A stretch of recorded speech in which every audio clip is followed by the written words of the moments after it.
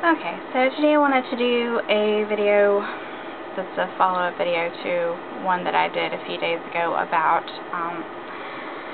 Second Amendment rights, basically, and the more calls for gun control and the aftermath of the Newtown, Connecticut massacre. And specifically, I wanted to talk about my reaction to a video that I was made aware of by a fellow YouTuber in a video that I'll put a link to in the description for this video if you want to watch it. But his name is TattooTT1009, and basically it's the video that he did is his response to a video that was put out by demandaplan.org. And they basically got a bunch of celebrities together to talk about how, you know, it's so horrible that all this gun violence has happened, and, you know, we should demand a plan to end gun violence, you know, how many more people have to die, blah, blah, blah. And they list Newtown, Connecticut about 4 or 5 times, which smacks me, it screams propaganda to me. But they also had the nerve to mention the Fort Hood massacre, which I found to be very disingenuous of them, because the Fort Hood massacre took place on a military base and was committed by a military personnel.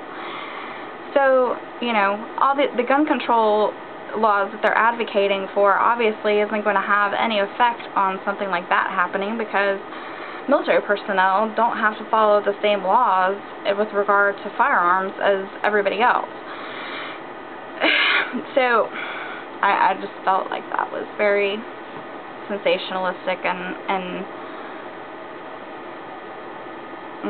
anyway, if you go to demandaplan.org, basically what they're calling for is an assault weapons ban, criminal background checks on anyone who buys a gun, and to make gun trafficking a federal crime.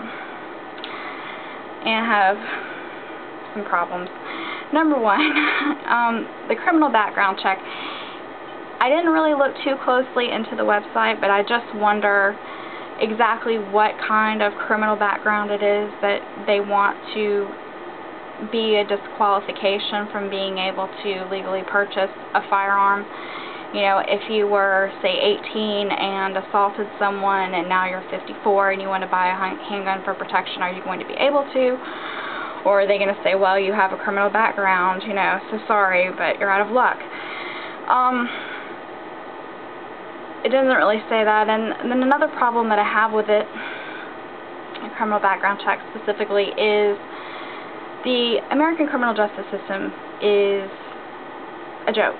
It has nothing to do with justice. It is all about making money, and if you have money, you know, you can probably get off of, you know, or get away with just about any crime that you want to get away with, unless you just have some really bad luck, or, you know, so it's just, like I said, really bad luck along the way. Whereas if you're really poor and you commit a crime, or, you know, you even happen to be in the wrong place at the wrong time, a lot of times you can get caught up in the system, and if you're not able to buy your way out of trouble, you know, you could end up with a criminal background, whether you've really done anything or not. And I just find it a very elitist thing to do, to call for criminal background checks with regard to guns, given that, you know, our criminal justice system is heavily skewed to favor wealthy individuals. It's also skewed to favor women, but anyway, that's neither here nor there. As far as the assault weapons ban, you know, it seems like a relatively reasonable thing, except that, you know, like criminals that are going to go out and massacre school children probably aren't going to be worried about following the letter of the law. And there's a thriving black market in, you know, assault weapons, and so if, you know, private citizens who are interested in following the law aren't able to purchase them, it basically leaves them at the mercy of criminals who, you know, don't have such restrictions placed upon them. And then as far as gun trafficking being a federal crime, I don't see how, you know, when our own government has been caught red-handed allowing guns to be smuggled into Mexico by drug cartels, you know, people that were known to be criminals and murderers, you know, with the excuse that, oh, well, we're trying to trace the path that the guns took to try and, you know, trace them to the upper echelons of the cartel hierarchy so that we could dismantle it, as if, you know, when you dismantle one cartel, then the one's going to spring up tomorrow. Don't even get me into the pointlessness of the war on drugs. But my point is, if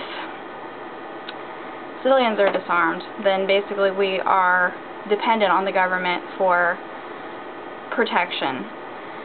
And this is a government that has a history of massacring civilians in other countries, certainly, when you talk about the invasions of, you know, Iraq and Afghanistan. I mean, I don't think they even bothered to try and count how many tens or hundreds of thousands of civilians ended up getting killed as a result of our military actions over there.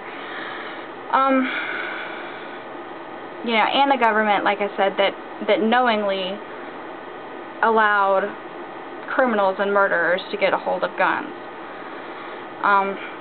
These are not the people that I would trust to protect me, and it just shows the necessity for private gun ownership.